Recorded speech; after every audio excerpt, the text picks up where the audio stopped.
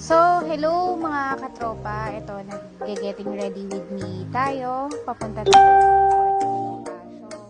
Ayan, kasi magpaparepair tayo ng one video natin. And, iyon, syempre, kailangan, bago ka umalis ng bahay, sumakay ng motor, kailangan naka-gear muna tayo, syempre, for safety.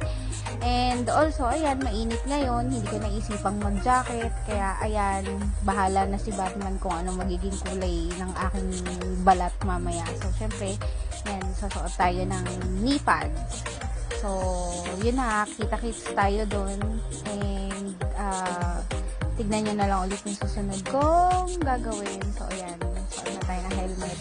Medyo mainit talaga for today. So, yan. Ingat tayo. God bless, mga katropa. Goodbye!